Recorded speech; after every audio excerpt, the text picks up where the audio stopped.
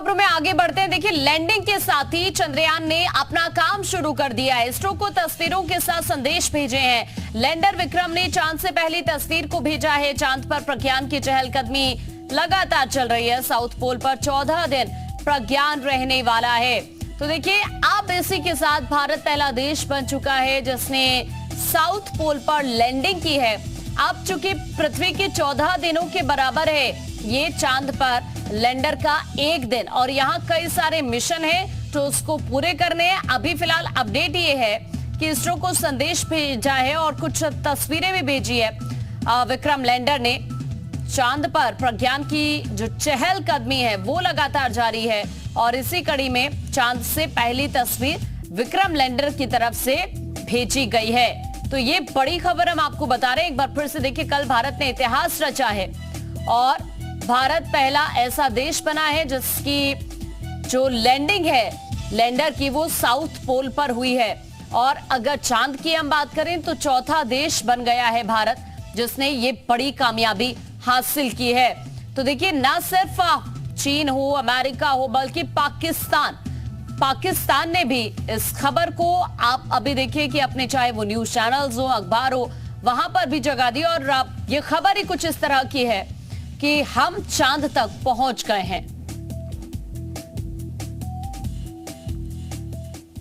तो कल शाम जब हम घर पर बैठे टेलीविजन सेट के सामने बैठे हुए थे तो धड़कनें सभी की तेज थी। पूरा देश उस खास पल का इंतजार कर रहा था। जैसे ही लैंडर ने चांद के साउथ पोल पर कदम रखा, देश ने वो इतिहास रच दिया जो अब तक किसी के हिस्से में नहीं आया था। अभी बहुत कुछ होने वाला है। अगले 14 दिन अब बेहद अहम है।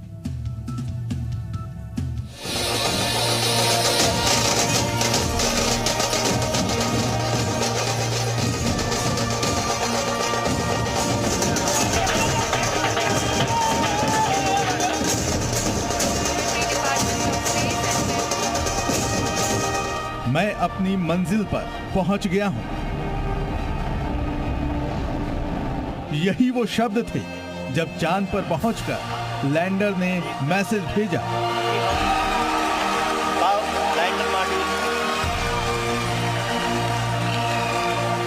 चंद्रयान 3 ने चांद के साउथ पोल पर लैंडिंग कर इतिहास रच दिया। 23 अगस्त की शाम देश ठहरा हुआ था। सबकी सांसें थमी हुई थी। दुनिया भर की निगाहें टेलीविजन स्क्रीन पर लगी हुई थी। धरती पर शाम हो रही थी और चांद पर सूरज उग रहा था। शाम 6:04 पर भारत का चंद्रयान चांद के दक्षिणी ध्रुव पर उतर रहा था। इसके साथ ही चांद के सबसे मुश्किल इलाके में लैंड करने वाला भारत दुनिया का पहला देश बन गया।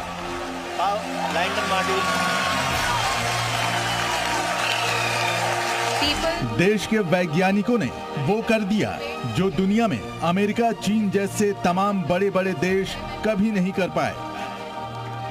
चंद्रयान जैसे ही चंद्रमा के दक्षिणी ध्रुव की सतह पर पहुंचा, ये इतिहास रचने वाला विश्व का पहला देश बन गया। लैंडर मॉड्यूल पूरी तरह से सेफली और सॉफ्टली चंद्रमा के सतह पे लैंड हो चुका है। इस ऐतिहासिक पल के गवाह देशवासियों के साथ प्रधानमंत्री नरेंद्र मोदी भी बने। ब्रिक्स समिट में हिस्सा लेने दक्षिण अफ्रीका के जोहान्सबर्ग गए पीएम मोदी ने टेली कॉन्फ्रेंसिंग के जरिए चंद्रयान की लैंडिंग को लाइव देखा। इस मौके पर पीएम मोदी ने इसरो के चेयरमैन एस सोमनाथ समेत पूरी टीम को बधाई दी। जी, आपका तो नाम सोमनाथ और सोमनाथ नाम चंद्र से जुड़ा हुआ है, और इसलिए आज आपके परिवारजन